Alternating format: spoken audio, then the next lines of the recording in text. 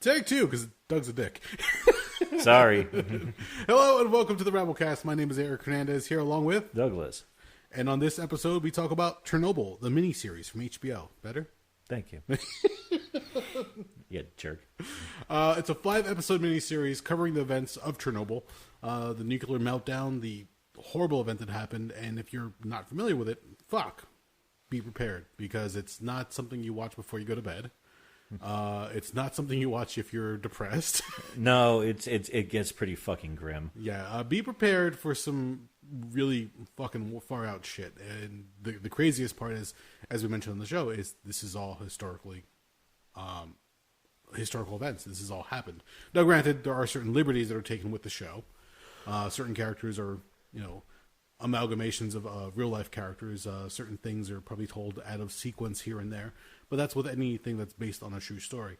It's just what you have to worry about is the reactor, the explosion, the radiation, the horrible effects that it had on everybody surrounding it, and the ridiculous decisions that were made by some people in power. Mm-hmm. That they were trying to limit the amount of damage, not just by the radiation, but also the information that would get out. So we urge you to watch it if you have a chance. It's on HBO, so if you have HBO Go or HBO Now, whichever streaming service, check it out. Have a lot of fun with that. And also look into the actual historical event itself, because Doug and I actually were talking about this last week. Yeah. Off microphone. And being that it was just, the show has shed some new light on some of the different events. So for me, especially, it's something I wanted to talk about. And Doug's very knowledgeable when it comes to these kind of events. So I figured it would make a great topic for this episode. So check it out. Let us know what you think. We are brought to you by InsidePulse.com or under the podcast section. You can also check out the show over at our YouTube channel, youtube.com/Rabblecast. Check out the Rabblecast Facebook fan page. Send us a tweet at Rabblecast and email us, rabblecast@gmail.com. Also, don't forget Rabblecast at Libsyn.com, where the show is posted normally. You can get us on Apple Podcasts and Google Play, wherever you get your media. We're going to try to branch out and hit some other platforms as well. So, is that it? Yeah, I think we're good. Anything else to add? I've got nothing. Cool. Enjoy the show.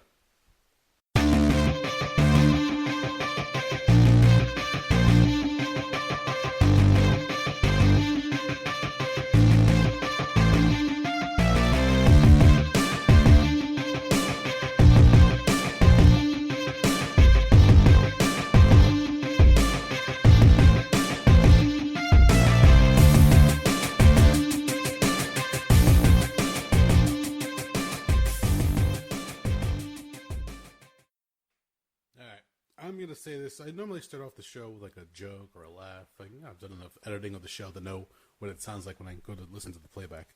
This is the first time, I told you when I first came in here, more for the listeners, where I almost canceled the show for the night only because before I left to come here, my son got sad.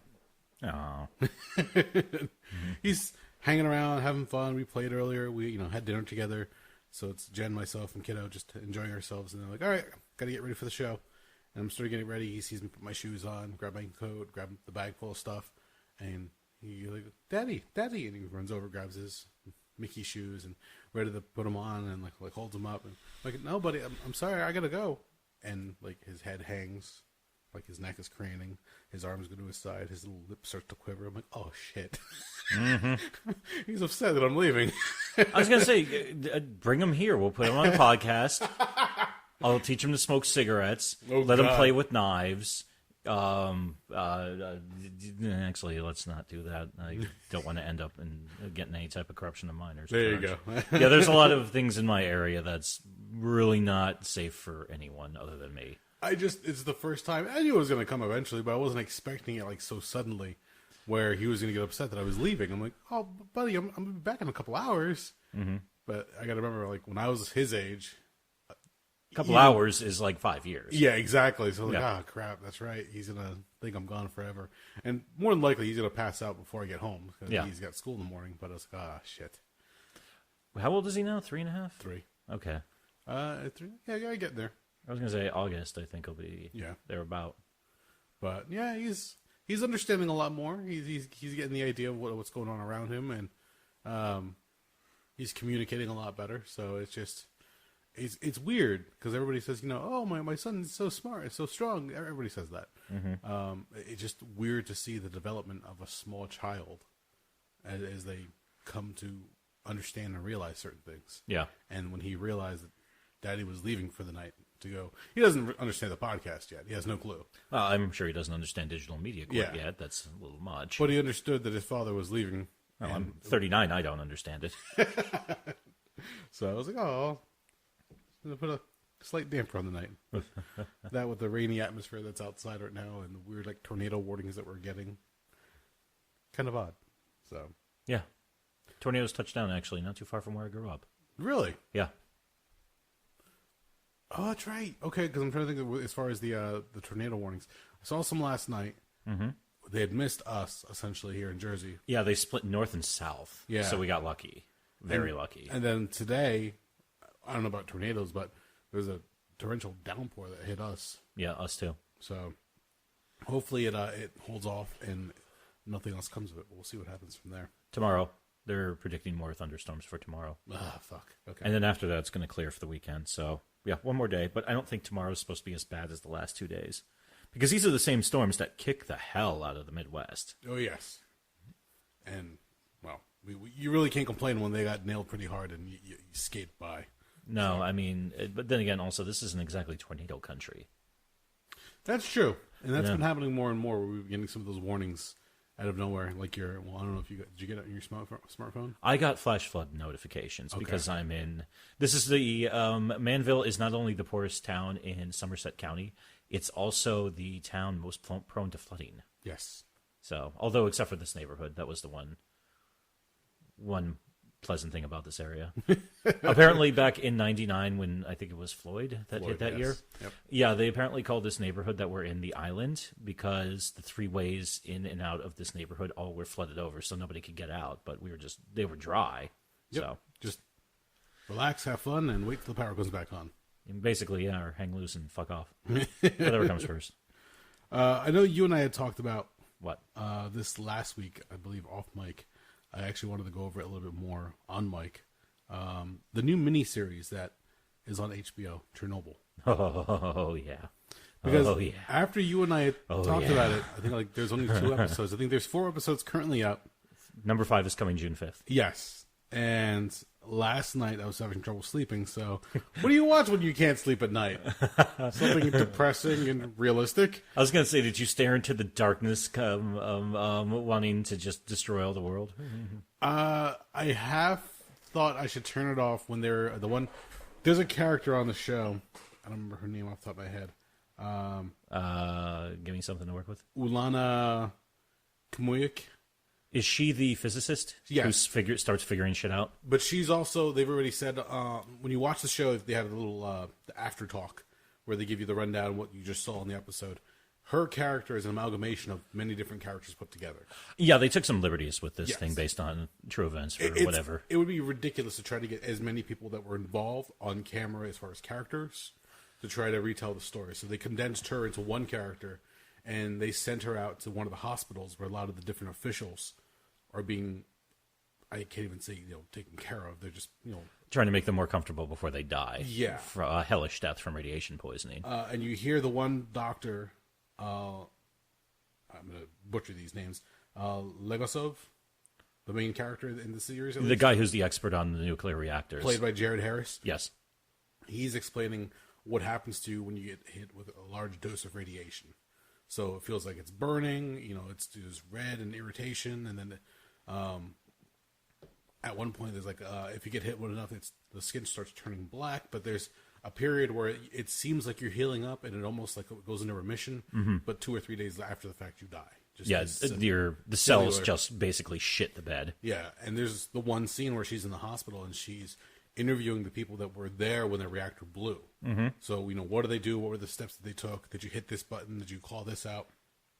And the one guy, they won't even show you because it's just assumed that his radiation damage is just so horrible. And then the next scene, she's talking to the doctor, and she goes, "He has no face." Mm-hmm. I was like, "Oh, fuck." Because the one guy is in his 20s, and he looks haggard. and he looks like somebody in his 80s or 90s who's just been beaten to shit. Well, that was the guy from the opening scene right after the explosion, Yeah. where he basically walks into that one room and he looks down and then he steps back and he says to somebody else, I just looked into the core. Yes. I should not be able to do that. Yeah, that was, I can't remember. The only names that I've actually been able to remember is Ludmilla, who is the pregnant wife of the firefighter. Who you just want to reach to the screen and slap her a couple times? Yeah, I just want to be, God, you are so dumb. I know your husband's dying, but you're not helping things right now, you crazy bitch. So, all right, let's rewind. Yeah, let's take this bit. back and let's break this down. So, okay, in a sense, it's been a while since you've been able to do a horrible event, so I figured, what the fuck? Well, actually, here's the funny thing: is Chernobyl was on my list of maybes to pull the curtain back a little bit, so to speak. You mentioned off mic a couple times, yeah. The reason I didn't do Chernobyl was number one of the missions of horrible events in history is I want to do stuff that's relatively lesser known. I mean, Chernobyl, unfortunately, it's been 33 years since that shit went down. So it is lesser known, but it's not lesser known on the scale of, say, the Windscale disaster in the UK. Like, generally, which, I mean, that look you just kind of gave me is a perfect example. Like, nobody knows that unless they've decided to sit down with Wikipedia and be like, here, let me go through a list of nuclear accidents over the last 50 to 70 years. But, I mean, your Fukushima Daiichi and your 3 Mile Island and your Chernobyl, if you start asking people, even anybody with, a basic knowledge of history or keeps an eye on what's going on around the world is probably going to recognize at least one of those names. Yeah. 3 Mile Island, especially for me, because I grew up about an hour and a half away from there. So weird. I was way upriver, so I was relatively safe from it since that's near the interior of the state. In fact, actually, the funny thing is 3 Mile Island is not too far from Harrisburg, the capital of Pennsylvania. Oh, okay. Yes. But anyway, getting back to the entire thing, yeah, that was actually on my list for a little while, but ultimately I took it off the list just because it was, I wanted something a little bit more obscure. Although this has actually been a good exercise because several years ago I did go on, much like my infamous 2013 deep dive into Waco, Texas, that kind of put the brain zap on me for a month. I did the same thing in, I think, 2014 with fucking Chernobyl. And I wonder why I have trouble sleeping and feelings of dread and a general misanthropy towards the world. You want to know what? After looking up more information, you and I had the conversation last week, I believe, and then just diving more into this miniseries. Because, as you said, they take certain liberties. Yeah. So it's not a complete accurate retelling, but they've got a lot of the facts to play with. So they can make this a dramatic show for you to watch. As you watch a lot of these characters, doctors, politicians, firefighters, nurses, doctors, they're all trying to struggle with something that's never happened before. That's exactly it. That one line from the trailer is absolutely perfect. When I keep trying to say Legolas, the reactor specialist, this nuclear scientist, he even says, "What happened here has never happened before on this planet." Yes, and that's really, really, and that's the horrifying part of it. And we'll get to that a little bit more. So, yeah. April 26th, I believe it was, 1986. Yes, sir. It's like 1:24 a.m. or something like that. Yeah, horrible event happens in that the was it RBMK reactor? RBMK, I looked it up once. It's something wacky in Russian that I could not pronounce, and I don't remember the English translation. But it was one type of reactor that was, I believe it was proprietary to the Soviet Union, that they designed it and came up with it. Okay. That's why it didn't really work terribly well. But anyway, continue. They ran into a problem when there was a spike in the power, and they had certain protocols they were following. They go to hit the button to essentially control whatever weird reaction that they were having. And when they hit the button, everything just goes to shit. Well, here's how far along are you in the show? I'm about halfway through the fourth episode. Okay. I stopped when they got the rover on the roof, moving all the pieces of graphite back into the core. Well, here's the basic gist of what I've been able to piece together, and I'm going to do this. Well, I picked up layman's definition since I've never even taken physics. Sure. Basically, the long and short of it is most nuclear reactors are really just over fucking complicated steam engines. Yes. So basically what happens is, you take an unstable element like your uranium or plutonium, which although I think plutonium is just a type of enriched uranium, I don't remember the exacts on it. And you basically make a reaction, and that were due to the excess electrons running around with the goddamn thing. And what happens is when they start reacting with each other, it produces heat. That heat heats the water, pushes the turbines. There you go. You get energy. Then you wait for the water to condense on the other side. You pump it back out into the core, and cycle repeats itself as long as necessary. To keep it from overheating, you take a relatively stable material like I think boron is a big one, or carbon's another big one. Okay. Where they actually have these rods where they insert it into the reactor itself, and that absorbs some of the excess electrons and stops or slows down the reaction. The problem with this one is, actually that night they were supposed to be running a test, one of their safety features. I don't remember the exact nature of it. Oh, is that the button they keep referring to? No, the RZ35. No, that's like that's what they call in the United States what they call the scram.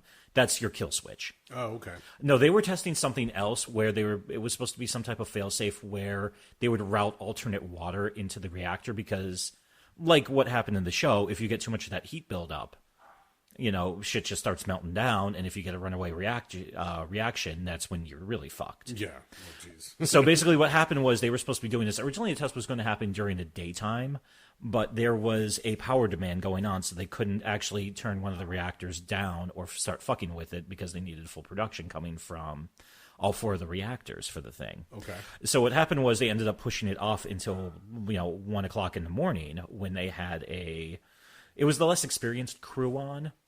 So they had them doing it at that time, and part of the speculation was a lot of the other safety mechanisms they had turned off along the way. So this entire process was already horribly fucking unsafe. Jeez. And also keep in mind too, and I don't think they touched on this in the show, but I remember reading this a ways back. In the Soviet Union, they didn't have as many exacting safety standards. Okay. As the United States and a lot of other industrialized nations have, where basically you've got multiple layers of steel reinforced concrete between the actual reactor and the outside world. So even if something goes completely to shit, you've got a couple of really strong layers to protect it from completely fucking the bed. Yeah, that's just blew the roof off of the one area. Literally, that's what happened. You had such a buildup of a power spike that made the thing basically became a giant goddamn dirty bomb. Yeah, is the best way to describe it. A lot of the stuff that I've been like, I know a little bit about nuclear plants as far as how the power is harnessed and generated. But when they got to a lot more of the specifics, they even give you like a little rundown to break it down for you for the one politician. But essentially, it's for the viewer as well, so they can understand how this is all working out. I like how they put that. See, it's like easy exposition. I love it. But it's when the firefighters show up and they're called in, and they're like, "Oh, there's a fire on the roof. We got to go put it out." And they get there, and the radiation's all over the place already. And the one guy goes to pick up the large piece of graphite. Oh god, that scene made my skin crawl. Oh my god! And then moments later, it cuts back to that scene again, and his hand is just like just melting because of all the radiation that just hit it by picking up that one piece of graphite. Yep. Because it just irradiated instantly. I can't remember how many hundreds of, like, they see, like, chest x-rays it was for, like, one dose of radiation that would come out. But then they're like, what was it? Not the Geiger counter. What were they calling it? Dosimeter. That's what it was. The dosimeter. The one that they had was a low-ranked one. So they could only, like, 6.3 was the highest they can get. 3.6, I think. Was it? Yeah, which they said, okay, not great, but not bad either. Yeah. And it wasn't until they were to get the higher rated one that they were able to get the higher readings. Like, oh crap, this is like in the thousands. Yeah, I think that, when the one old grizzled Red Army officer even says, I'll drive the truck over to the open reactor and let that thing take a reading. And he comes back and they look at it and they're like, 15,000 Roentgens. Yeah. And they're like, fuck. Yeah, like 3.6 or 6.3. At that point, it didn't fucking matter what that first one did. Because now they have to deal with the actual horror that's unfolding in front of them. And the thing is, the hard part of watching the show is the utter ignorance of the politicians and the military. Like, oh, it's just an explosion. It's a fire. Just put it out. No, there's something much more deadly going on here. You guys just don't understand the science of it all. Granted, I'm still grappling with the science of it all. But to know that there's this unseen and smelled danger or threat. Like, literally, you just...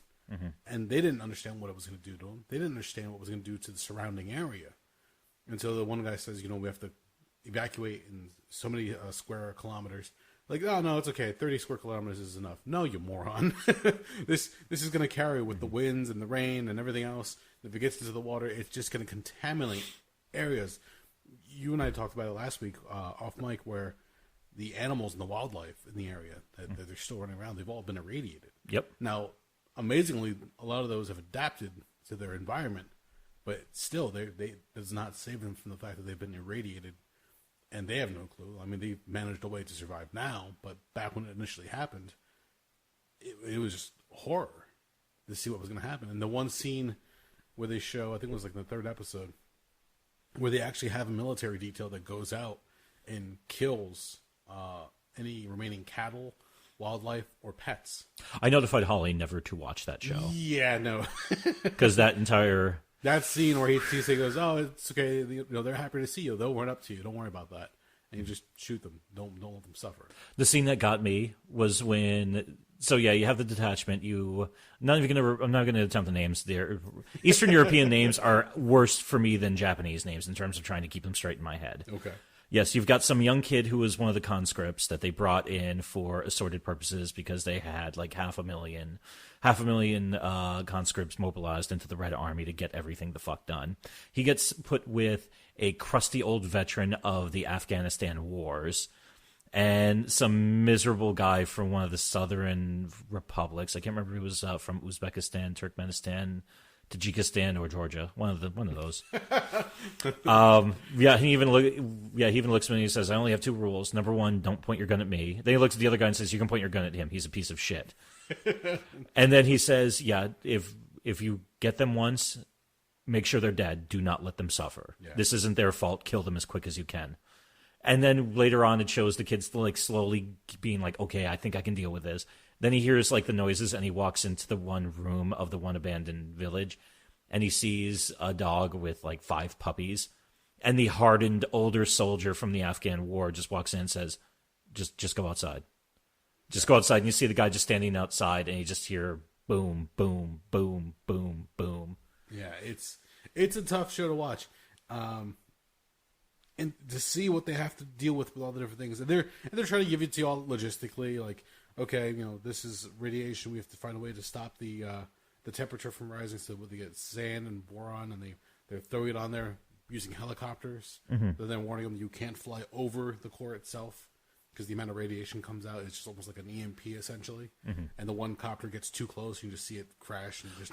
That didn't happen. Oh, really? That was another thing they kind of cooked up for the story. Yeah, they were not supposed to fly over the actual plume.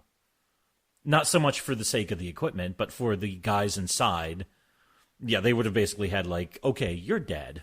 You're basically, in a couple of minutes, you're going to get a dose large enough to basically be like, okay, the next 2 weeks are going to be absolutely an excruciating nightmare, followed by you dying.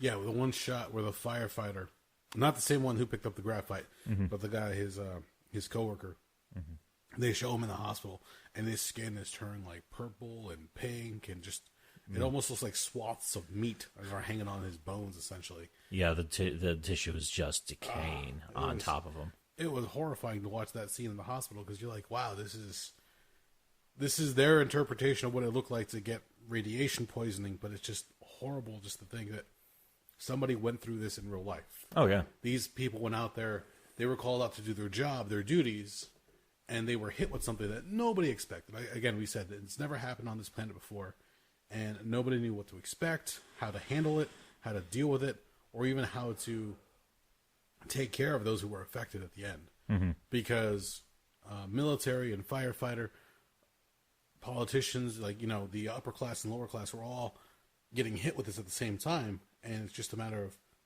okay, you're going to die, but hopefully we can make you as comfortable as possible. No, put a fucking bullet in my head. Yeah, if I was in that position, yes, I would prefer if somebody just walked up behind me when I wasn't looking and just put one through my skull. Because at least then you don't have to suffer. Even all the politicians who are around in the area, like if you weren't involved with the Corps or involved with, trying to get their temperature down or trying to stop whatever flooding was coming through, they were all hit with this huge dose of radiation. So if you're not going to die in the next couple weeks from extreme dosages, you're taking years off your life.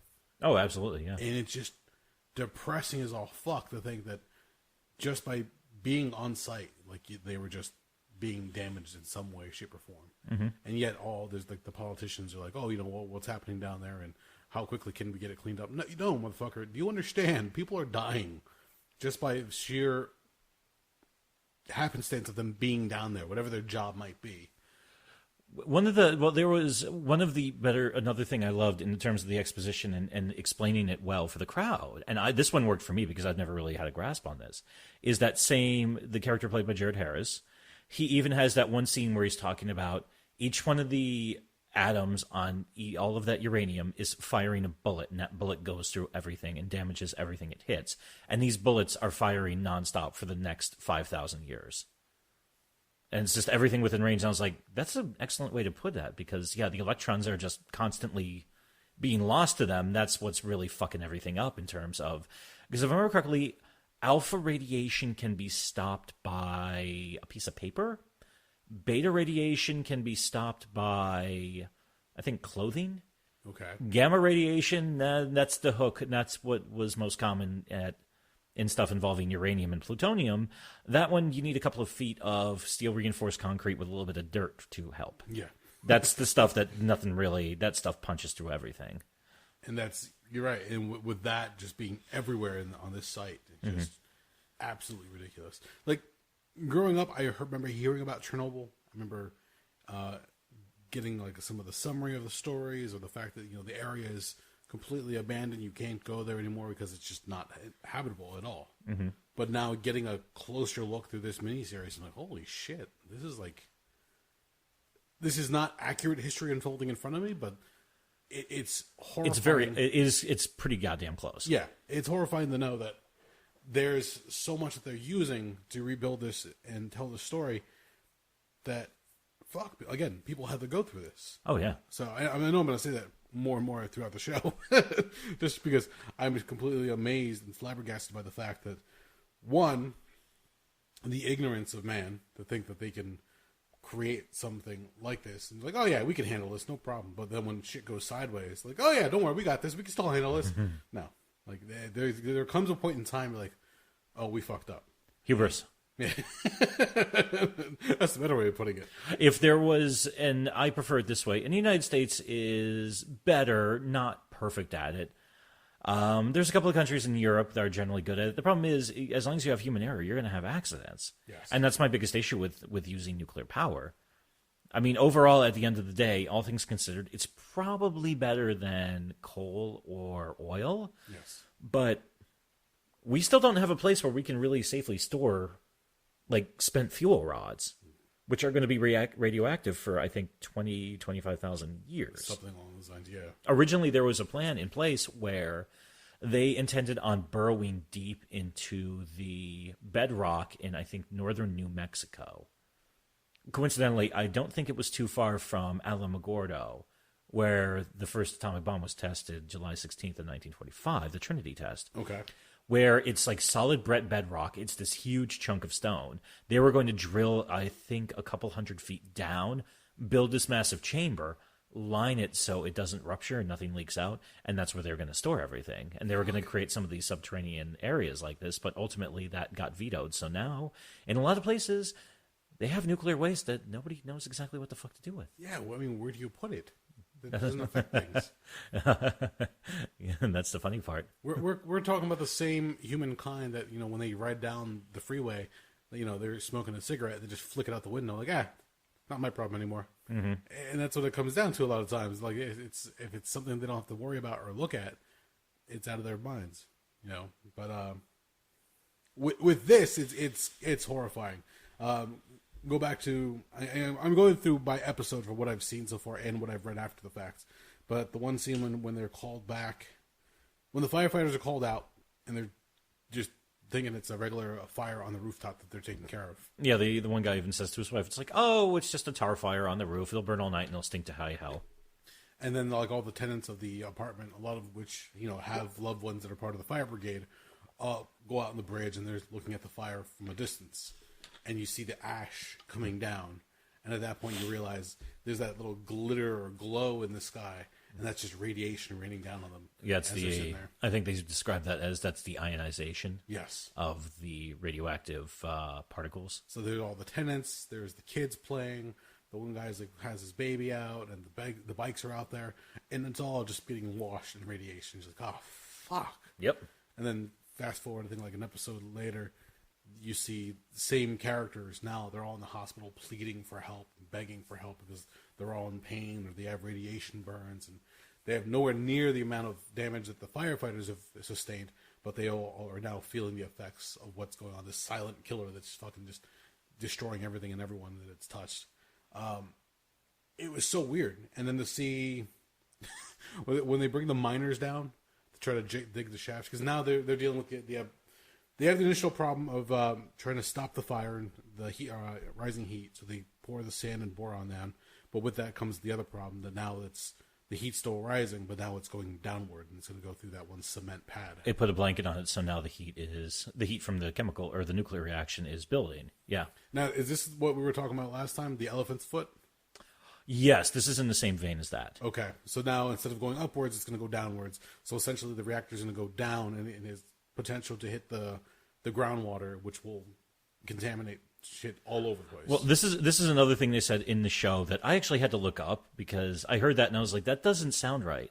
So when I think it was the third or fourth episode, meets again with Gorbachev. I always forget he was the premier at the time of the Soviet Union. Mm-hmm. And they're sitting there talking, and it's Stellan Skarsgård's characters and Jared Harris's character and that woman who was the physicist who was starting to put things together, who's the amalgamation of a few other characters. And she starts talking about how we have X thousands of cubic meters of water down there.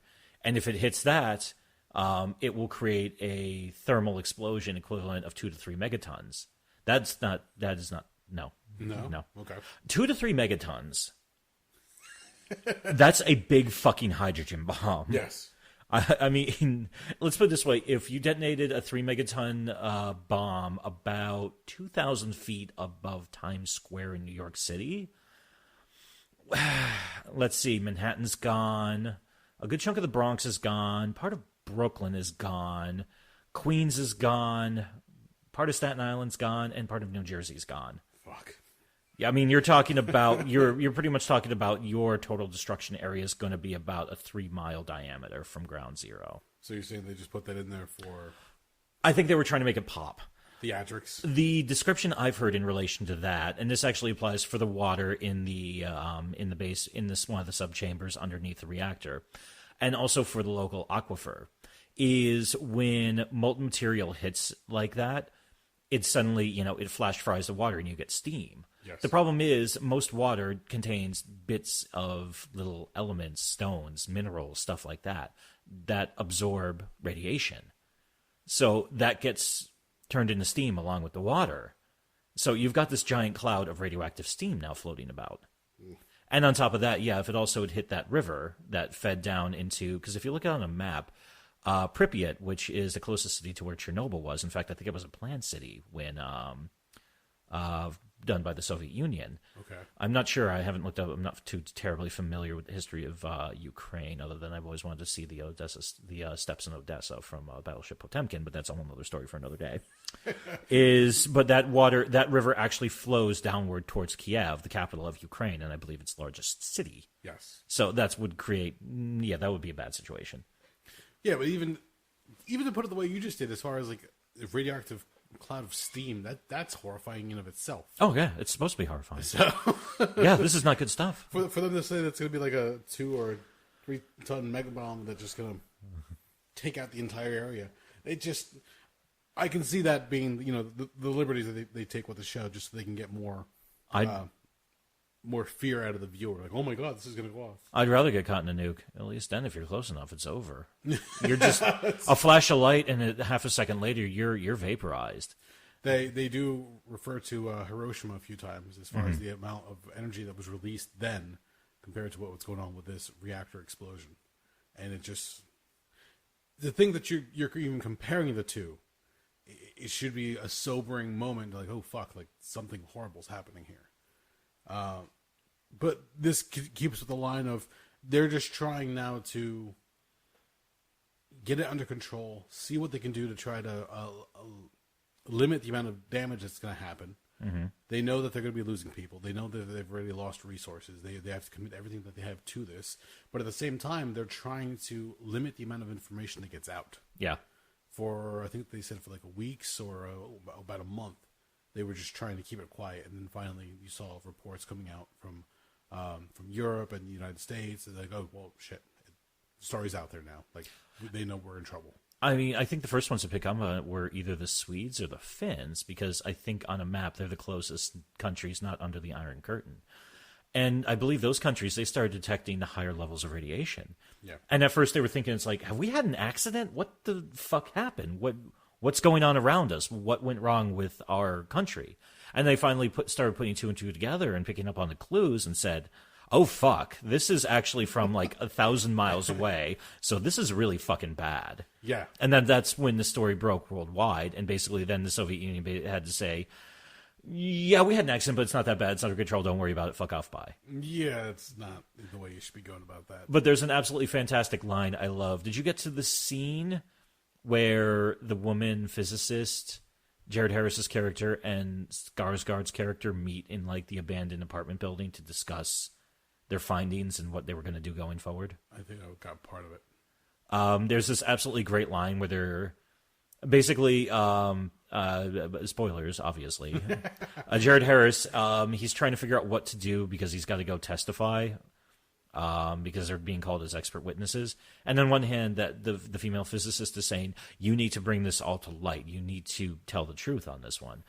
And she's kind of plays the role of the idealistic scientist who's just incensed that a country can let something get this far out of hand at the risk of so much life and limb. Yeah. And then on the other hand, you have the crusty apparatchik, the party boss, yes, who knows nothing of fucking physics, but he understands how the Soviet Union works. And he says, if we do this, they will come at us with everything they have, not just us, but our friends and our families.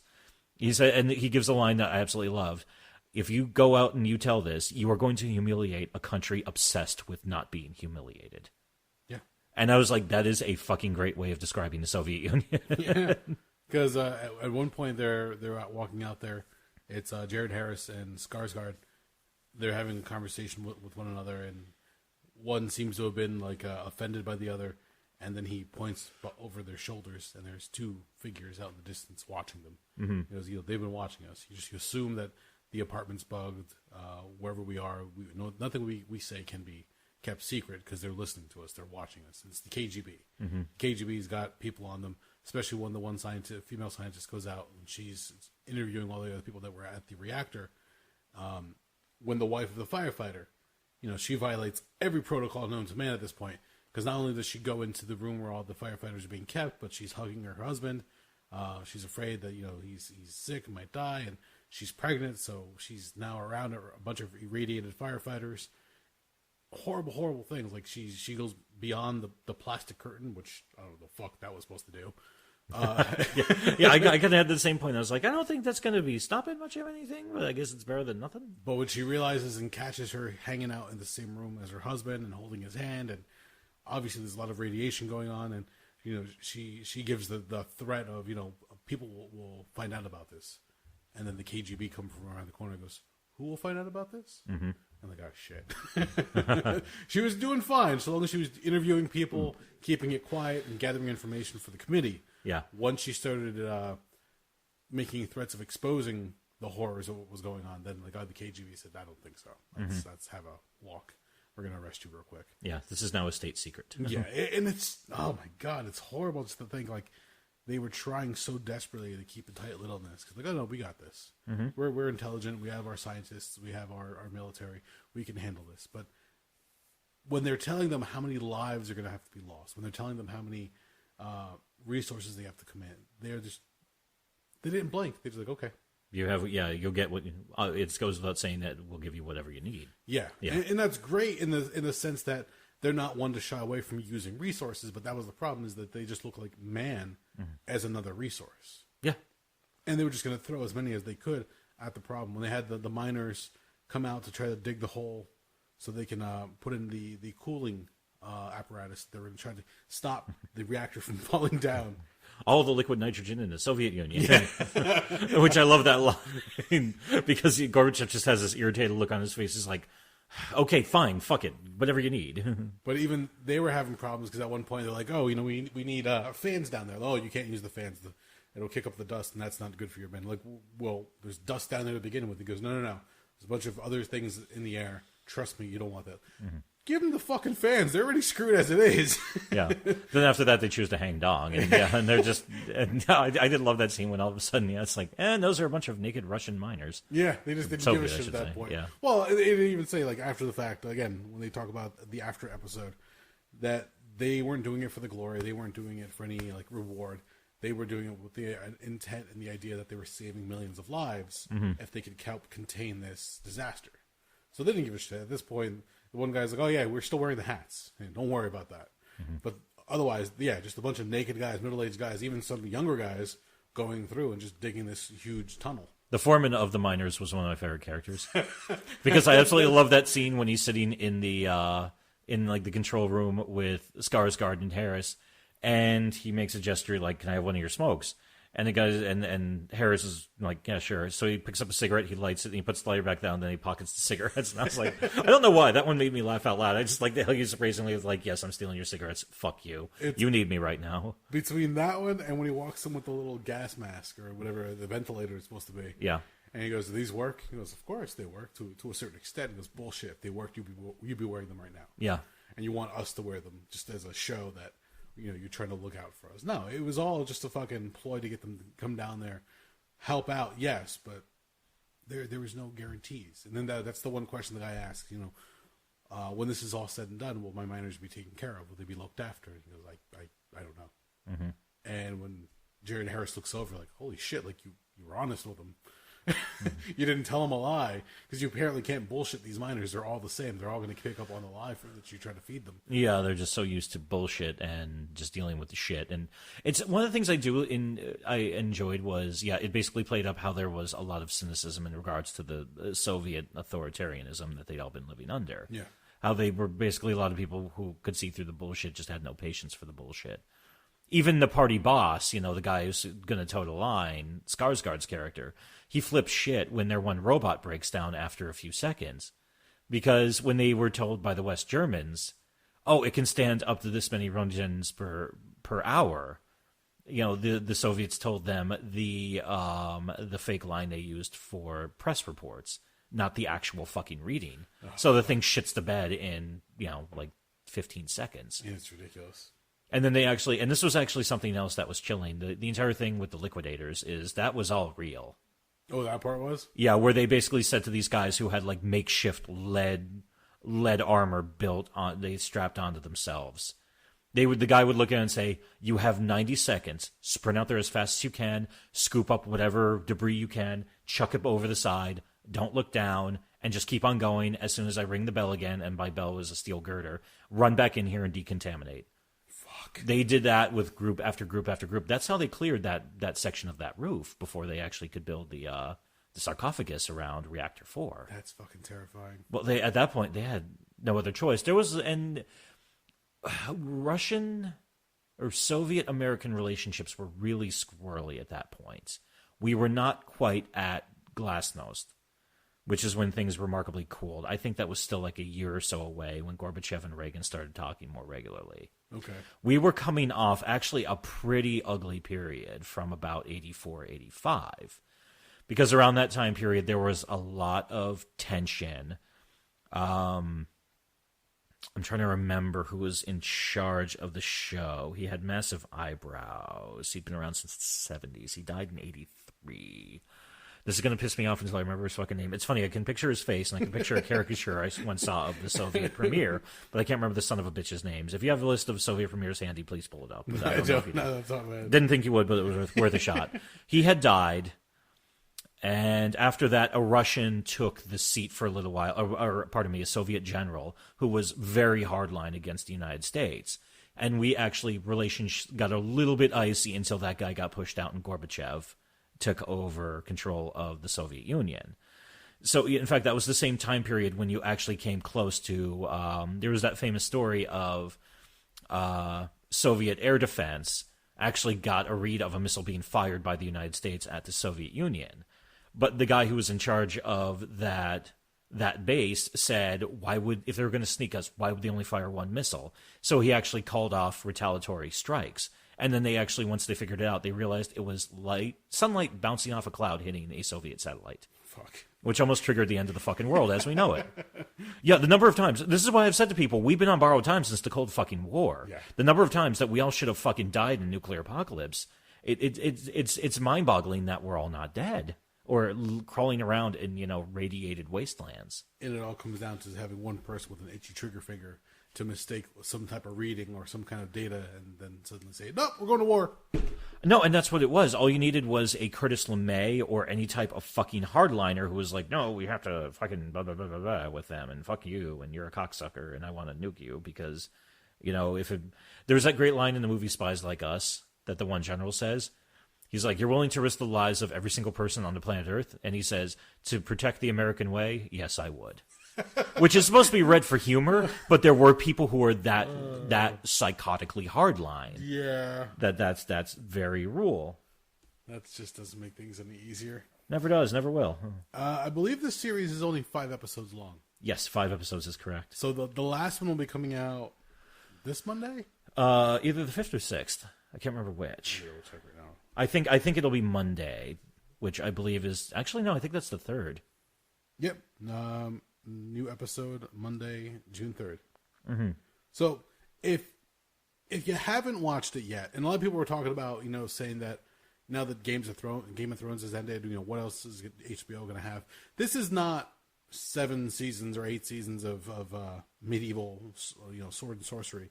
This is gritty, realistic, depressing as all fuck history. Mm-hmm. Now, granted, we said a few liberties are sprinkled in here and there. But as I was trying to explain it to Jen, I said, oh, this is something you can't watch. Why? She's like, what are you talking about? I'm like, all right, when we watch something late night, you tend to hold on to that in your subconscious. You have weird dreams. So when we used to watch The Walking Dead, she would have zombie nightmares. Really? Yeah, it just would stick in the back of her head because I can't watch Walking Dead before I go to bed. I'm like, nobody's forcing you to. I'm watching it just because it's fun, or it was fun, and it's the storyline's fun to see how it unfolds. But this is a storyline that you can pick up any history book, you can pick up any online article, or just go to the library and research it. This is real, and that's I think the most sobering part of this is I'm watching. Mm-hmm. As it's built up storyline wise, now they present up with this problem, and now they have this problem they have to solve, and now they're going to call in this group. They know they're going to essentially die because they're going to be exposed to all this radiation and bullshit, but they're going to do it anyway. You're watching this, in my mind, reading a bunch of fiction and superhero books and action adventure. You're waiting for the hero that's going to show up and save them all. There isn't any. No. It's... you sick fuck. I'd rather laugh than cry, man.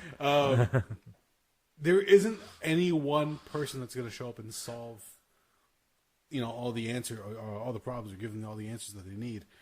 They're trying to figure it out as they go. They're checking their math, 2, 3, 4 times. They're just making sure that they're covering all their bases as best as they can. Meanwhile, dealing with politicians who just want to try to tell everybody it's going to be okay. Mm-hmm. Don't worry, you don't have to evacuate. Protect the state. Yeah. That's what matters more than anything else. And, try to keep the status quo, even though there's this horrific event unfolding. Again, nothing like this has ever happened before. So they don't have a blueprint. They don't have some kind of protocol to go off of. They just know, okay, well, this is happening. How do we stop this reaction? Pour this on it. Okay, now this is happening. How do we stop that reaction? Yeah. Dig under it. And they're just trying to figure out as they're going along. Meanwhile, people are being exposed. People are being lost to just the horrible events. People are being evacuated from their homes. There's the one lady, she was on the farm. She was like in her 80s. And she talks about all the different wars that have come by and all the men who've showed up on her property with guns and have told her to leave. And she goes, no, I'm not leaving. I'm just going to stay here. What do I have to fear of what horrible things happening? Mm-hmm. And they shoot her cow as she's milking it. And she looked more perturbed, like she was expecting to get shot in the head. I'm sure she was, because like you were saying before, if you're going to be exposed to all this shit that's going to make you sick, and you're going to have a horrific few weeks or months of your life taken away. Yeah, I'm sure she probably just wanted it to be ended at that point, but they're like, nope, you got to go with us, come on. And the way that one soldier like rears up and pulls the pistol, like, yeah, here it comes. They're going to shoot the poor old lady, and they're going to move away. But no, again, trying to keep the status quo. So you're trying to protect the people.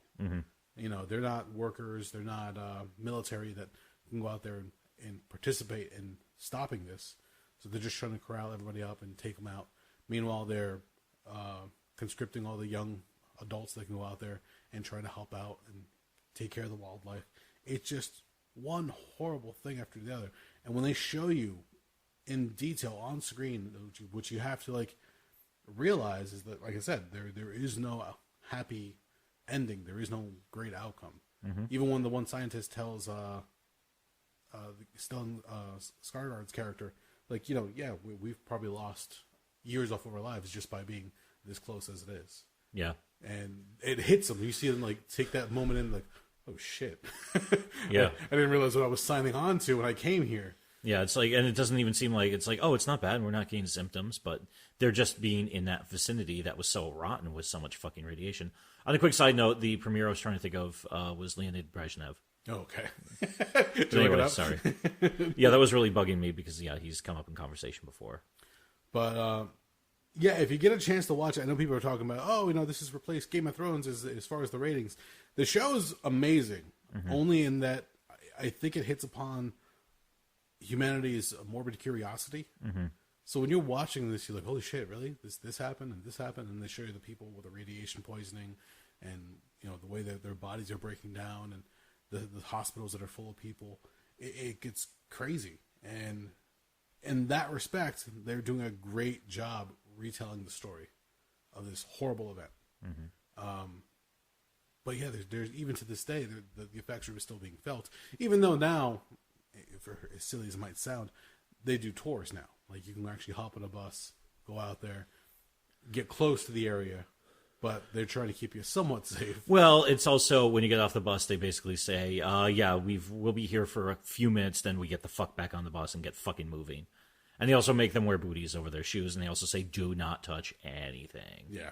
So. But how many morons are out there touching things or taking souvenirs home? Oh, I'm sure some dickhead's like, oh, let me grab a stone from Chernobyl. Well, and also keep in mind, it's been 2 years ago, they finished, the sarcophagus started going to shit. Well, Chernobyl, the other 3 reactors ran until the year 2000. No shit, really? Because they needed the fucking power. Wow. Because, keep in mind, this went down in 86. Less than 4 years later, the Soviet Union didn't exist anymore. Okay. So each one of those former Soviet republics, which was sitting there all the time waiting for its marching orders from Moscow, which they would follow, upon pain of death by Kalashnikov rifle. All of a sudden, they're back to, oh, fuck, we have to get back to fucking running ourselves. And we haven't done that, in the last 70 fucking years. So in a lot of those places, they basically were kind of scrapping it all together. Why do you think there was one of the big fears after the collapse of the Soviet Union? Actually, no, it was 91, not 1990. The Berlin Wall came down in 1990, pardon me. Was that countries like North Korea and terrorist organizations, they'd basically go up to these different fucking nuclear scientists or engineers and whatever and say, you want to make some money? How'd you like to build something for us there, guy? Jesus. Because all of a sudden, with Moscow shitting the bed, paychecks stopped coming for whether it was Red Army, whether it was for scientists. United States, we went out of our way and we invested billions along with other with the international community to actually go in and start decommissioning and taking a lot of their nuclear weaponry offline because people were starting to get worried, especially after 9/11. And once we really saw a rise of Islamic terrorism around the world, that one of these was going to sneak into a former Soviet republic, gank a warhead, and you're off to the fucking races from there. But what happened was in 2000, they realized that the sarcophagus around Reactor 4 was really starting to go to shit. So they built this giant dome starting in, I think, 2013 or so that actually went over the entire thing. So it was like an extra layer of housing. Okay. If you look up pictures of it, it's quite mind-blowing. It's big enough that you could fit the Statue of Liberty inside of it without it touching the top. No shit. I think it's like 330, 340 feet tall. Holy fuck. Yeah, if you look up pictures of it's not a sarcophagus. They have a different name for it. It's like the containment dome or something of that nature. It's quite mind-blowing. It looks like a giant fucking airplane hangar. It's wide enough where I think they said you can put, if you had the Titanic completely intact, not broken in half like it is at the bottom of the Atlantic, yeah, you could put that thing in there long ways and it wouldn't touch the ends. It's fucking huge, but you're talking about, these reactor buildings are not small either. So, and the entire thing, yeah, it was the international community came together. I think they spent like $3 or $4 billion on it. Basically, they are armoring the fuck out of the entire thing, trying to contain the monster within. That's insane. Well, it's the least insane solution to an insane problem. All right, we have the one in Chernobyl. Which was the one that happened in Japan recently? The Fukushima Daiichi. What was the other one in 3 Mile Island? 3 Mile Island. 3 Mile Island was pretty well. There's actually a scale of. It runs 1 through 7, actually 0 through 7 of scoring things in terms of how bad the accidents are. Okay. There have only ever been 2 level 7 incidents. Fukushima Daiichi and Chernobyl, of course. Okay. 3 Mile Island was bad, but I think that was only like a 2 or 3 on the scale. They actually, some of the safety features of that one, I believe actually, and it's been a long while since I've looked into 3 Mile Island, but I believe the issue was because it was on a semi-artificial island in the Susquehanna River. One of the intake areas sucking in water that was needed for the reactor got clogged up with crud from the river. Like grass and sticks and random debris and everything kind of mashed together and created like a seal over one of the intake grades. Okay. There was a limited release of radiation, but it was nothing on the scale of Chernobyl or Fukushima Daiichi. Okay. So, but that one was still actually there. 3 Mile Island is actually being mothballed, I think, later this summer. Oh, really? Yeah, that one's been running for a while. I think Exelon Energy owns it right now. It's been a while since I read up on this, but they finally said it is no longer profitable, so they're actually shutting it down. Okay. Well, I was just looking up real quick. The number of currently operable civil nuclear reactors in the world. 454.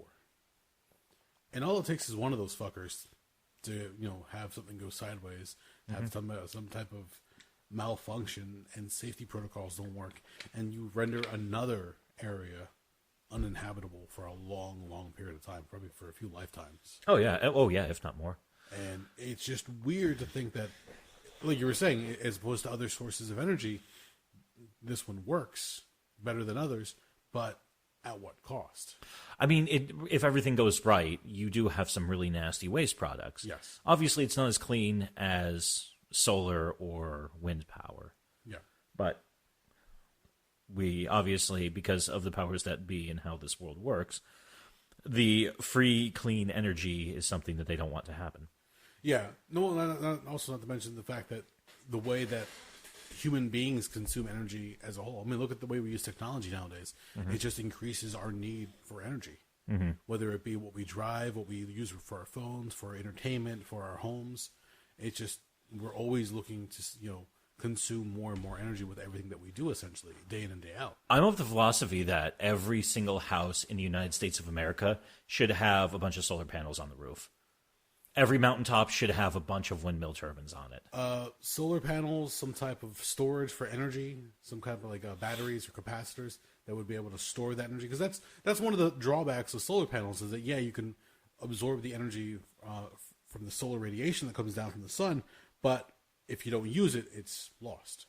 And that's one of the big things they said, okay, solar panels are great, but what about storing it a little bit? What about trying to hold on to that power so that you could use it sparingly? Well, I have no beef giving with some type of redundancy in the system as well, where, yes, I want solar panels on everybody's fucking roofs, but I actually still want the power grid up and running, preferably hardened against EMP attack and also hackers. But I'm also completely down with, if we do keep a couple of nuclear plants up and running, as long as they are, locked down like Fort fucking Knox. Yeah. Where, if you go to the gate and you're not supposed to be there, nice gentlemen with rifles are like, you're going to leave now. And if you come back or do anything weird, we're going to shoot the fuck out of you. Because, yeah, it's even because a lot of the systems are also designed, too, where you can, I don't know if it's the case in New Jersey, but there are some states where if you generate enough power off your solar panels, it actually gets dumped back into the grid. Yes. And you actually get, a couple of bucks back from the energy provider. That's what I'm all for. I mean, that way we can just basically support each other through the whole fucking gimmick. Yeah, but the idea of being off the grid, so to speak, that you're not using power, you're actually giving power back. Like, well, I'm not saying off the grid. That's a whole other I'm saying, of tea. To the point where you're generating so much power that you're dumping it back in. People don't like the idea of you're no longer buying energy from us. Yeah. That can't happen. Oh yeah, I'm sure there are a lot of energy execs out there who would say, "Well, I won't get my bonus if we don't do this." So that's why a lot of this shit is buried. Cost always goes up every year for various different services and goods. So everybody just wants to keep increasing their bottom line year to year. That's the idea. That's the mentality. Like, oh, last year we did X amount. We have to do 10 times that this year. Yeah. Like, not necessarily. I mean, especially when you're providing a service like this, it's not really for a profit, or at least it really shouldn't be. But fuck, what do I know? I was going to say, I mean, I do kind of flip towards the some of the socialist ideas on that side where, if you want a job making video game systems so you can get rich, have at it, man. Yeah. I'm cool with that. If you want to get rich on healthcare, I take issue with that. Yeah, there's a problem when you're denying somebody the ability to get the care, the medicine, whatever services they need. Yeah, that's kind of shitty. I always tell people, and I've had this conversation with a few friends of mine in different states, where they said, well, do you really want the government in charge of your healthcare? Look at how bad they bungle everything else. And I always tell them, I said, what we're doing right now doesn't work. I mean, take a guess. 66% of all bankruptcies in the United States are because of... government? No, medical bills. Oh, sorry. Just having, go to the doctor, getting diagnosed with something, and then suddenly you're just paying ridiculous amounts of doctor bills. Well, the thing a lot of people don't realize is even if you have... I mean, worst case scenario is you don't have insurance. And I know the stuff they do through the exchanges is not great, but it's better than nothing. I'll be the first to say it. I think the entire Patient Protection and Affordable Health Care Act definitely could have used some better work. In fact, it actually irked me that people called it Obamacare. He didn't write the fucking plan. This plan has actually been around in one form or another since the 1980s. Well, that's what happens when you need to try to tag it with something so that the other side can rally against it. Yeah, good point. That's exactly what it was. It was good marketing by the people who were screaming and crying about it. Yeah. But my entire issue is this, because a lot of these plans, even if you have insurance through your employer or you're picking up some other way, a lot of the private insurers, they have caps that they don't advertise. So God forbid you win the worst lottery in the world and you get some really rare, really expensive disease. Worst lottery in the world. No, because if you actually think about it, sometimes if you hit the cap, because the way I look at it is this. For me, the definition of the American dream is you learn something, whether you go to college or you learn a trade or you learn some type of something. You work hard. You save your money. You live within your means. You've won by definition. Because with shit like this, where if you get fucked with that some type of fucking weird-ass disease, that's not your fault. I mean, God forbid, even worse, it's genetic. It doesn't matter that if you did everything right, you can still lose. Oh, yeah. And that's what I take fucking giant issue with. We have a friend who is a vegan, works out, takes care of himself. One day we're hanging out with him. He started feeling really, really lethargic. Mm-hmm. And he said he just felt like he was having trouble breathing. So he went to the doctors, and it turns out he had I can't remember what he said specifically. I think he said they when they did his X-ray for his chest, they found a dark spot over his lungs. They weren't entirely sure what it was. They hit him with antibiotics. I think they kept him overnight at the hospital at one point, and they couldn't figure out what it was. And the best they could tell him was it's some kind of bacterial infection. We just don't know what it is. We're just going to try to kill it with as much drugs as possible. Fast forward a few months later, he goes to the doctors again because he's having the same thing.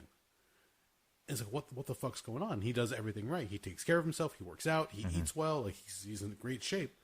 But then suddenly something just hits him. It's like, even if you do everything right, you can still get fucked up. Yeah, because they still don't even know. They can tell you what, in terms of the big C, they can tell you what factors will make you more likely to get cancer, but you still don't know exactly what's going to cause it. Yeah, whether it's an environmental trigger, is it something in your diet? Genetic? Yeah, we're all genetic time bombs waiting to go off. All it takes is something to set something off in our DNA, and then we're gonna develop some type of disease or cardiac problems or whatever the case is. You don't know what's gonna fucking hit you. I mean, you have an idea because you have a family history of it, or maybe in the area that you live around. Like if you work with chemicals, chances are you might come down with something just by inhaling or ingesting the chemicals. Not that you're sitting there chugging fucking chlorine all day, but it gets on your hands, it gets on your face, and you don't wash your hands when you go home or when you go on break. You don't change your gloves. Who knows what? And whatever's in the air. You'll ingest something, or in some cases they'll just absorb through skin. Yeah. Yeah. And it's fucking terrifying. Well, that's the shit of the entire thing, But it's fucking weird. And here we're talking about something that, again, that's never been seen before at its time. Back in '86, the meltdown of this nuclear reactor. They're like, "Oh, it exploded. It can't explode. That can't be." No, let's put pride aside for a second and realize that some shit just happened, and we need to figure out what the fuck we're gonna do to fix it. When I say we, obviously the people that were involved. It's just weird. It's weird that moment in history, which was a huge eye opener, but even then, there are still people ignorant enough and prideful enough to say, "Oh no, we took care of it. We were able to handle it. We were able to minimize the loss of resources and people." No, just fess up, and shit went sideways. Nobody knew what to do. You tried your best, and you put a huge fucking Band-Aid over it. Because that's the best you're going to be able to do at that point in time. I was going to say, for all the tons of radioactive material still sitting inside that facility, that's going to be there for thousands of years. And we talked about this last week off air. If anybody wants to freak themselves out a little bit, look up the elephant's foot. Yes. In one of the subchambers under reactor number 4, a bunch of radioactive goop, for lack of a better definition. I think it's mainly cesium-90, and I think there's some concrete in the mix too there. It actually melted out and started oozing out like a lava, and they called it the elephant's foot because it kind of looks like an elephant's foot a little bit, and it's generally considered to be one of the most dangerous things on the planet. I actually looked it up, 300 seconds around it, and you're dead. Now, that was a result of the boron and the sand that they poured on it? No, that was the runaway nuclear reaction. Okay. Generating enough heat where it actually started melting concrete and started oozing into one of the chambers. Oh, it wasn't all the way through to the bottom underneath the facility into the groundwater or anything like that. They managed to keep it, back it off by then. But it was just the fact that, you have, at that point, you had no... I mean, one of the real dangers of any time you have any type of incident with a nuclear reactor, if you can't get something to insert those carbon control rods back in, that's actually going to stop and or slow down the reaction, and you get a runaway reaction, that's when shit goes south really quick. If you could stop the reaction, you got it by the balls. When they were trying to figure out the initial... Again, I'm going by what they said in the show so far. When they poured the boron in the sand, like, "Oh, congratulations, you just made irradiated lava." Well, that's what it is. That was they were like, step 1, we need to put out the actual physical fire. Yeah. And that's what that did. And then after that, that's when they had that great line about... And then Gorbachev looks at him and is like, "You made lava?" Clearly not understanding, but being like, what the fuck, what is this maniac fucking doing at this goddamn mess? Well, the other thing I have to remind myself as I'm watching this is that they weren't all speaking English when this was happening. This was all in a foreign language this is occurring, and it's just all in English for our... Well, it's also, the other thing with this one, too, is because of the nature of the Soviet Union and the fact that this took place, I'm sure they probably filmed this last summer, fall, whatever. Yeah. So this was, 32 years after the fact. Some of the information, there are conflicting statements about different things that have happened, so there's going to be some conjecture in a show like this. Yeah. So. Not to mention the fact that when they showed in the show, when they're interviewing all the different people that were there, the staff, even when they're in the hospital, they're trying to get their statements so they get a better idea of what happened and how they could possibly prevent it from happening again somewhere else. Some people were forthcoming with their information, other people weren't. Yeah, Anatoly Dyatlov. Yes, yeah. More specifically. And that's just the way it was. I mean, you weren't going to get a clear-cut picture of what happened that day. You're just going to get a bunch of different stories that coalesce into something that leads up to this explosion of this reactor and now the aftermath that everybody has to deal with. And it's just horrifying because, as I mentioned before, 454 operable reactors. Current day in 2019. Mm-hmm. Fuck. Yeah. Oh, yeah. And it just, like, nobody stopped to think, like, oh, okay, we had a meltdown. Maybe we should... No, let's keep plowing forward. We'll be fine. And then another one goes off. Okay, but that wasn't so bad. No, just keep plowing forward. And then Fukushima goes, maybe we should slow down. Well, here's the problem. I mean, number one, it's the... People are trying to get away from gas and oil, and coal, which I can understand completely. Yes. Fukushima Daiichi, I also realized there was a bit of a crapshoot in that one, too. How so? So, I mean, first off, they built that one on the shores of the Pacific Ocean in... I can't remember the specific name of that town it was in. Okay.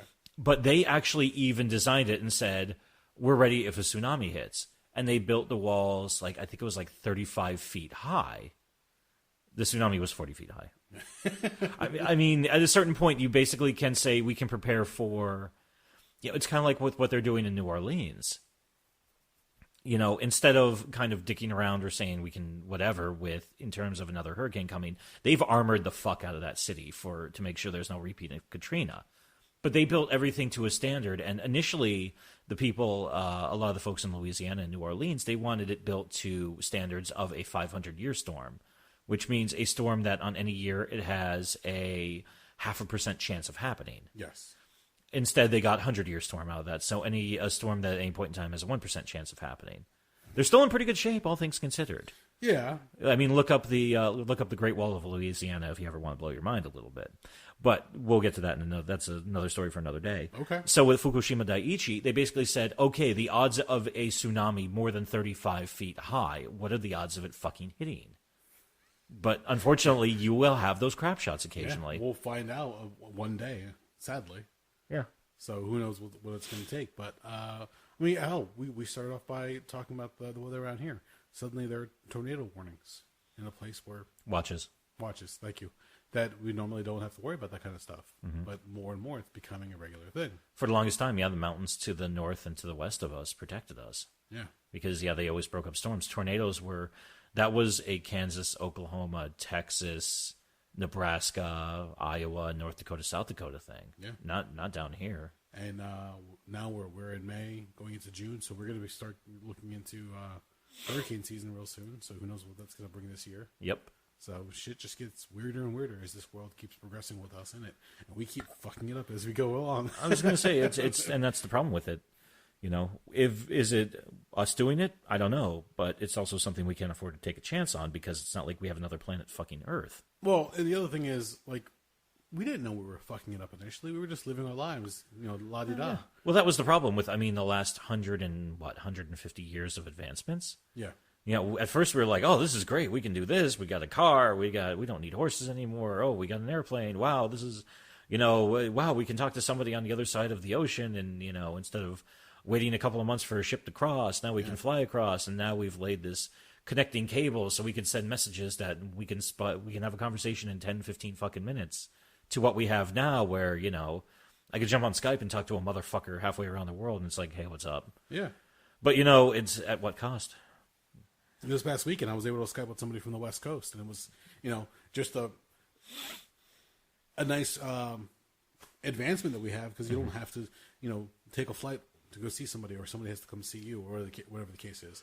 Those advancements are just conveniences for us, but at what cost? Again, we didn't all set out to fuck up the planet. No. But unfortunately, through all the cumulative things that have happened, shit's going, wrong. Well, in this day and age, I do believe there are some people who are just saying, well, I don't give a shit about the planet. I need to increase now there's a bunch of people going out there. My bottom line. Like when you have waste coming out of different plants like that, and they don't give a shit. They'll just pump it down the water or down the sink. And like, oh, fuck it, somebody else's problem when it reaches downriver. Okay, now you're being a dick. Now there's something that should be done about it. That's a different story. But that comes with time and knowledge, and you hope that, again, safety standards.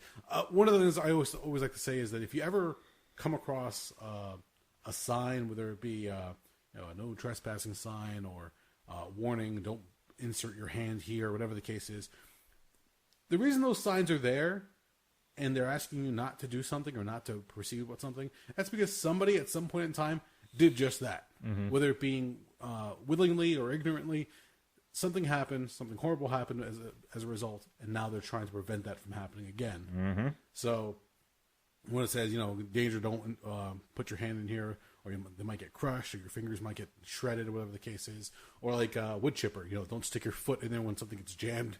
There's a reason they're giving you warnings, because some moron at one point, like, oh, let me just see if I can kick that loose. Done. Yeah, and it's like, fuck, I have no leg. So we learn as we go along. We all do. But at what point do we finally realize, well, hey, maybe we should take a step back and not try to destroy everything? I'm not talking like hippy dippy bullshit, but I'm just saying that we have enough knowledge in history at this point that we've seen what's come before. Let's try to avoid some of the missteps, especially when it comes to nuclear reactors and the environment in certain cases, that we would like to have this world stick around just a bit longer. Yeah. So we can actually enjoy it, and our kids can enjoy it, and our kids' kids, whatever the case is, generations to come. And who knows what kind of technology advancement we'll have 2-3 generations from now. But hopefully we haven't blown ourselves out of the fucking galaxy at that point. Or created such an environmental catastrophe that human life is no longer sustainable. Or seen the rise of World War III due to the current rise of authoritarianism and nationalism around the world, which, unlike World War I and World War II, there are, let's see if I can do this off the top of my head. Uh-oh. United States, Russia, United Kingdom, France, Pakistan, India, Israel's off the books. Okay. And I feel like I'm forgetting somebody. It's not Russia, China, pardon me. And I feel like there should be one more. But right now we'll just say, to my knowledge, there are currently 8 countries that have nuclear warheads. Did you mention North Korea? Pardon me, that was number 9, North Korea. That was the one I couldn't remember. I was like, there's somebody in this mix I'm fucking forgetting, but I can't remember who the hell it was. But I'm dragging this out too far already. Thank you for remembering North Korea. No problem. So, yeah, that's the crazy part of it. So, unfortunately, the problem now is, and each one of those countries have anywhere from 1 to 4,000 nuclear warheads. Yeah, well, so that's the scary part. And it's easy to have this conversation from behind a microphone down here, where we're all safe from all the crazy shit in the world, but... No, what do you really need fucking nuclear weapons for?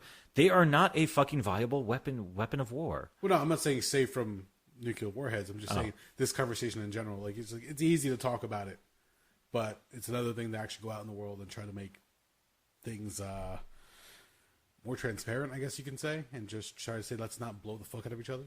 Well, I think anybody could say that. Anybody who gives a shit about, living... Call me crazy.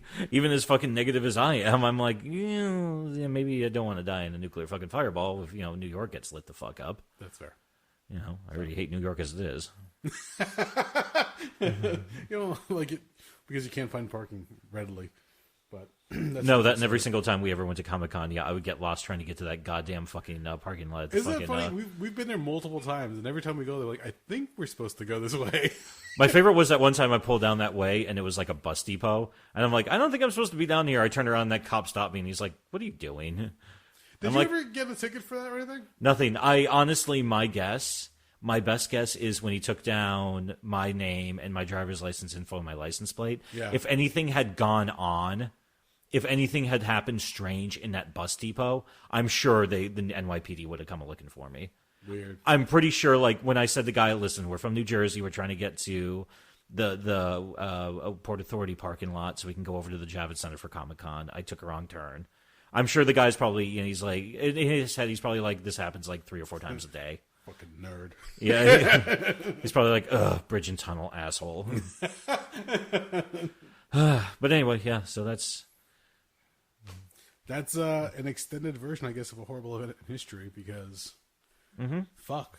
Again, if anybody hasn't watched it yet and you're looking for a fix after Game of Thrones came to an end, very shitty end as far as a lot of people are concerned, Chernobyl is a 5-episode miniseries, and just be prepared. Like I said, there's no upside to the whole thing. Well, there's 2 final things I want to point out about this. Sure. Number 1, Game of Thrones, I struggled to remember what was going on in every episode.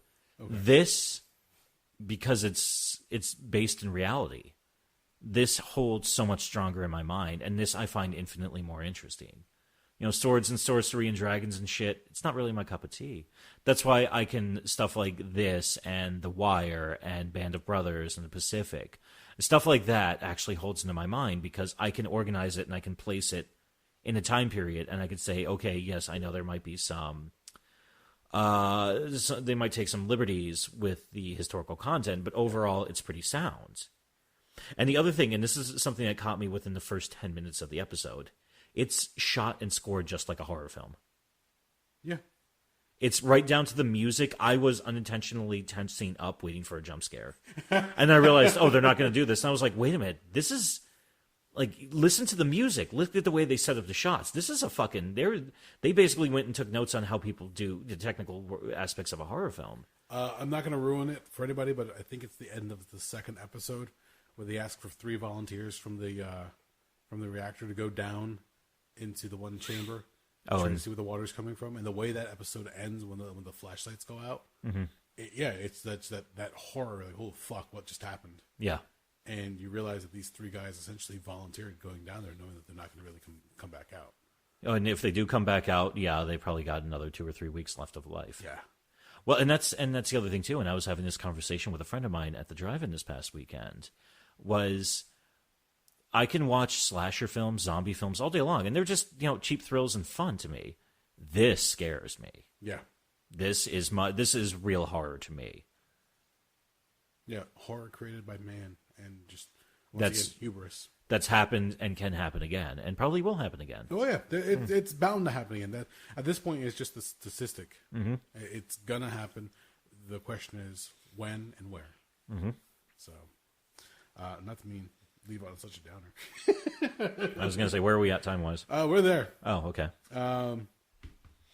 Yeah, so if you get a chance, watch it. Research it, because like we said, there are certain liberties that are taken with the miniseries itself, but they do a fantastic job retelling the story if you're not familiar with it. So you've got Jared Harris, who's the lead scientist who's called in, essentially just to give his 2 cents in the whole thing. Stellan Skarsgård playing the one politician. And then from there, you just introduced a bunch of other characters that just round out the whole show. And it's sad to say, I almost wish that it was a longer series, because I would like to a deeper dive into what's going on. But really, how much shitty event, as far as what it did to humankind, how much more can you get to that? Yeah, I was. I've already ripped through the 4 episodes, and I went through them quick. Yeah, I watched 1 episode last week, and I watched 3 episodes in the last 2 days. I just could not get enough of it. Last night I was having trouble sleeping, so I'm sitting there at 1:00 in the morning finishing up episode 4. Same here. Yeah, and I'm looking forward to next week when episode 5 comes up. So because I want to see I want to know how they wrap this up, where they actually stop it in terms of the historical context. I'm very curious of a couple of different things. What the epilogue is going to be like, how they're going to wrap things up, so on and so forth. So, given the fact that, it's not even the same country anymore. At that one point in time, it was the Ukrainian Soviet Socialist Republic. Now it's just the country of Ukraine. Yeah. So, no, it's it's an interesting story, only because now we're so far removed from it, as far as we're concerned. But to know that this is a historical event, it's just crazy to think of. So. There are kids who are out of college by a couple of years who weren't even alive when this happened. Yeah, that's a weird one. It's weird to think about, but it's true. Fuck. All right. Anything else to add? I think we've said everything that needs to be said. Okay, it's kind of a dreadful on this one. Yeah, this was a horrible event in history on steroids. Yeah, I was trying to bring it up at the very end. There's no real way to bring this back up. No, this is just grisly. If you want to listen to something that's a little bit more uplifting, listen to our Game of Thrones episode. Listen to our Endgame episode. Hell, listen to our Crow commentary, because yeah, this one's a bit of a downer. Yeah, we try our best to have some fun and laughs with the bad, but. Fuck. All right. Well, if you made it this far, thank you for listening. We are the Rabblecast.